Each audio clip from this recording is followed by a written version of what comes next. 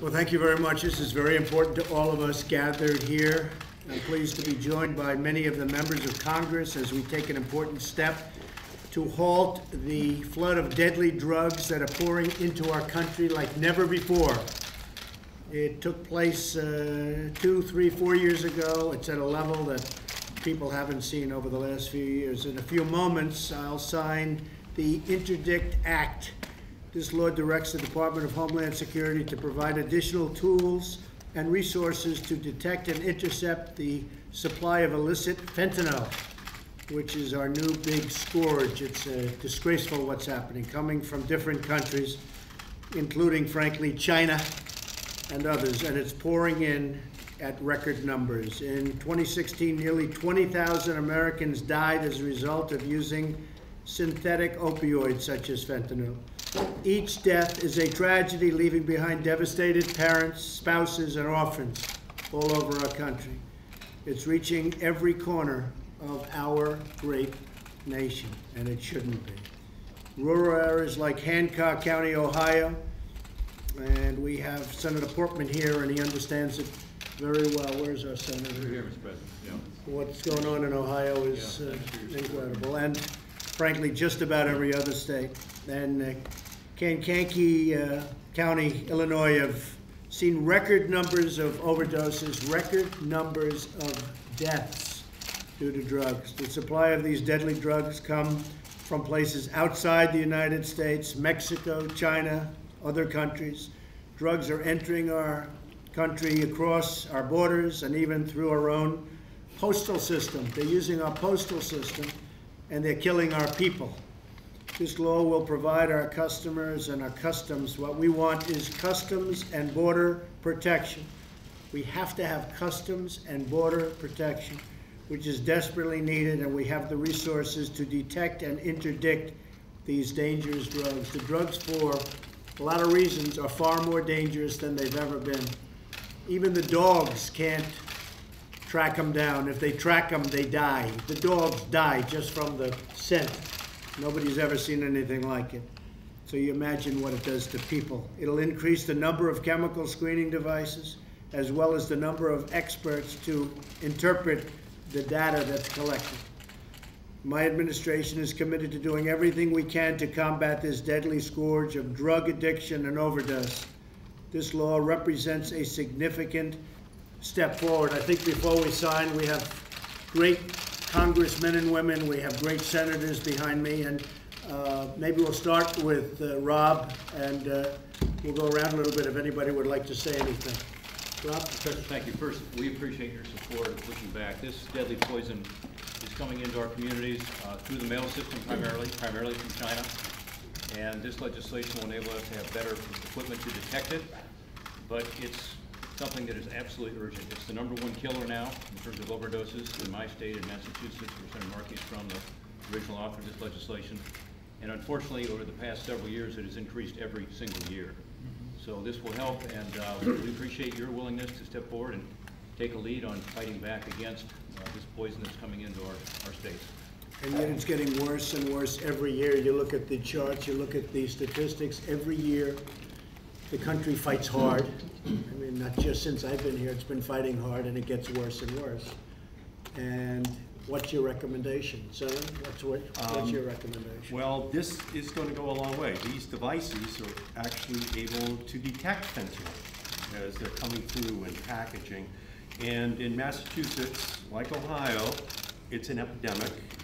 In 2016, 2,000 people died from opioid overdoses.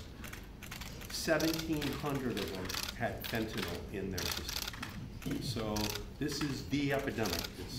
It's gone from prescription drugs to heroin, but it is now a fentanyl epidemic in the country, and the legislation you're signing will give the tools to our law enforcement, to our detection of people in the country, to be able to identify it before it gets into the hands of families in our country. So we thank you. Well, it's going to help. Hopefully it'll help a lot. Michael?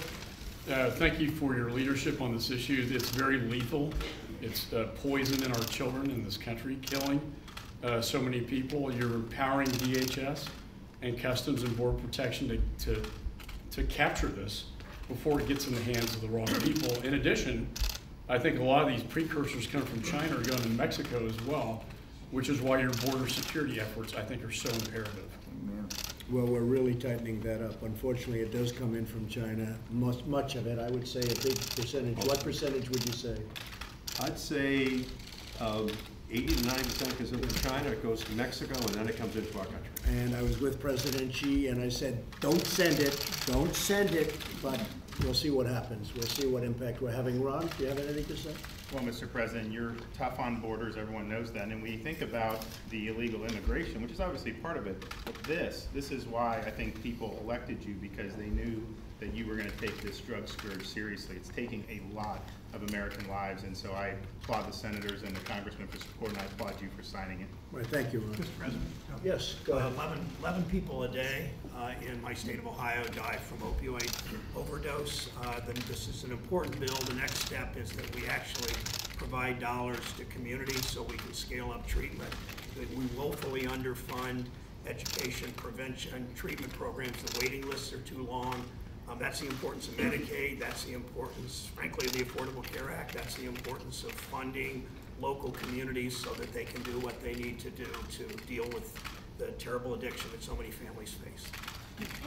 Yeah, I want to thank you, Mr. President, but I want to thank everybody here because I think of it as the human side, the families that are impacted, the young lives that are lost, the brothers and sisters that won't have the brother and sister to grow up with. But as you know, and you said when you declared a public health emergency, we need a spectrum of solutions. Stopping the flow or working to stop the flow of fentanyl is absolutely critical, but other things are critical as well. And so I think we've worked well together across party lines, across Senate and House. This is job one for us, I think, to make sure that we don't lose another generation. So thank you. It's very true. Yes. We've got to keep the fentanyl out, but we've got to build the rural communities up. One of the biggest things we have to do long term is restore economic vitality in rural America. We all agree with that. Senator, go ahead. Well, again, I want to thank you. I want to thank all the men and women here. This is a classic example of bipartisan success because it's something we agree on. So if we concentrate in those areas of agreement, we can have more of these kinds of accomplishments. I want to basically second what the Chairman McCall said as well.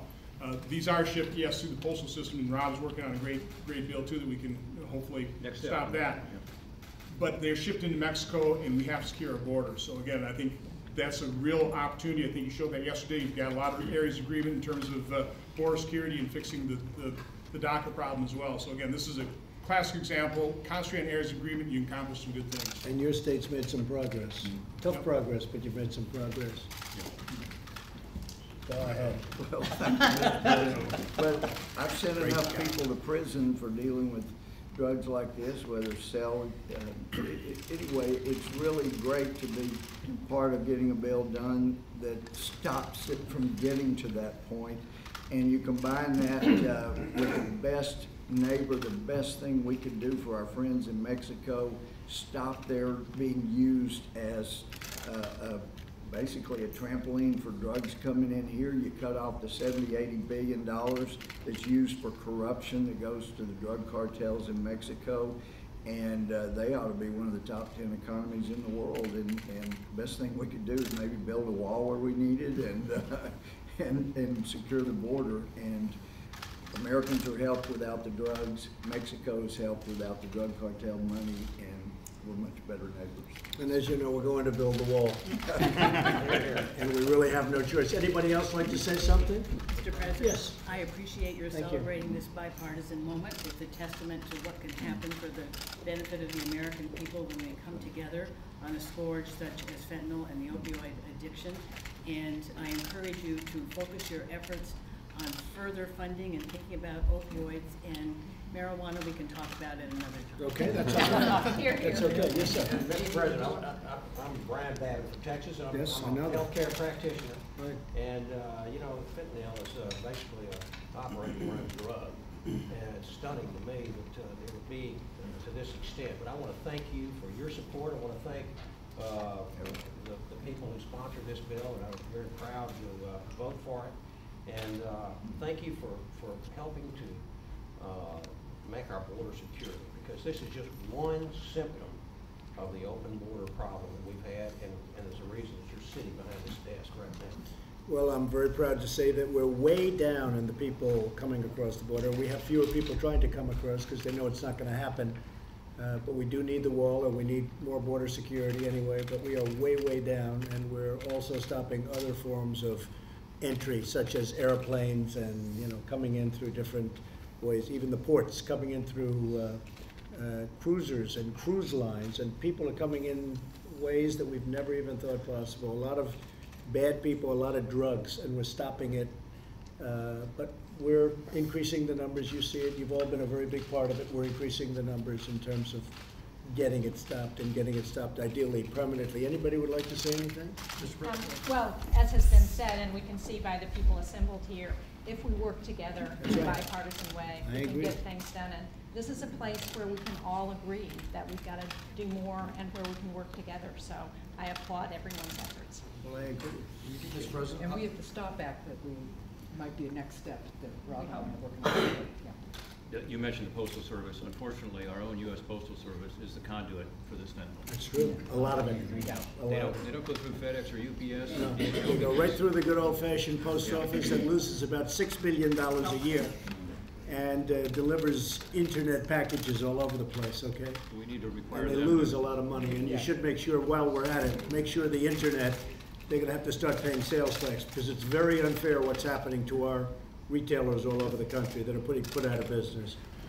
Anybody else? Yes. One quick comment, Mr. President. Thank you for your leadership. Thanks to all these members who have worked in a bipartisan way to keep these lethal drugs out of our communities. I come from Kentucky.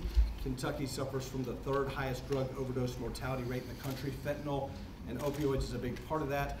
One of the tragedies that we hear is not just from these families, these heartbroken families, but also from employers who don't have the labor supply. These tax cuts that this president led on is going to help jumpstart the economy, but these employers need sober workers who can show up on time and pass a drug test. Keeping these drugs out of these communities is important for the productivity of our economy. Very good.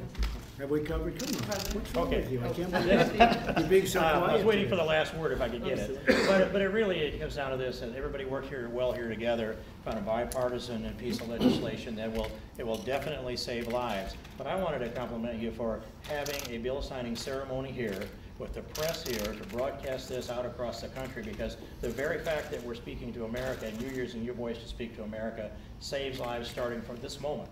So I think there's lives saved in the press conference and in the bill signing ceremony, as well as the function of the bill itself. It'll help. Thank you. If it's one life, it helps, but it'll help. And Mr. President, Susan Brooks from Yes, Indiana. sure. And great to be here with you and Vice President. I want to thank you so Thank you, much. But Susan. on behalf of law enforcement, fentanyl is impacting them on a daily basis. Yes. They are the ones in our first responders, whether firefighters, EMT, and police, who are being impacted when they come upon, you know, offenders and people with fentanyl, and they too are actually suffering from overdoses. And so this will actually have an impact on CBP officers, but also on our street officers, and this is such an important step forward to keep those drugs you know, out of the hands of families, and but also, you know, law enforcement, who really are taking their lives in their hands by saving our lives. So Right, thank Susan. you so much. Thank you, Susan. You know, we used to have the age of Aquarius. Everyone thought that was a big drug age.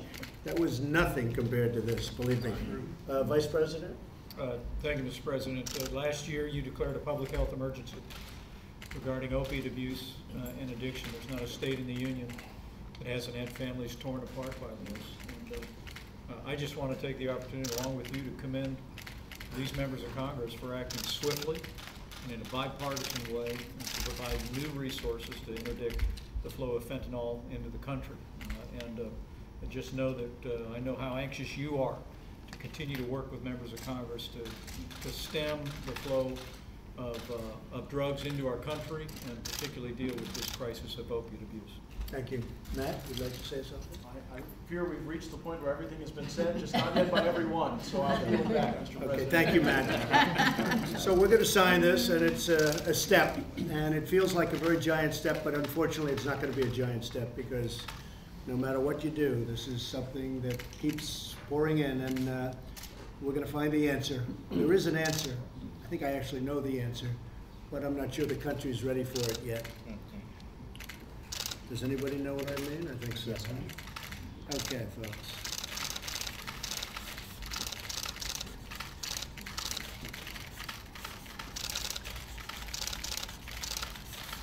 Who's getting this pen?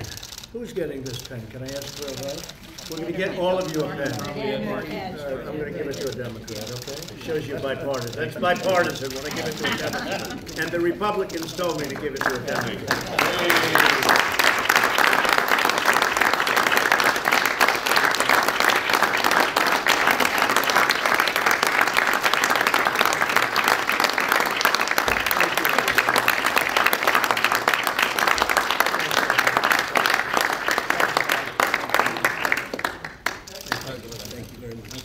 Thank you, everybody. Thank you very much.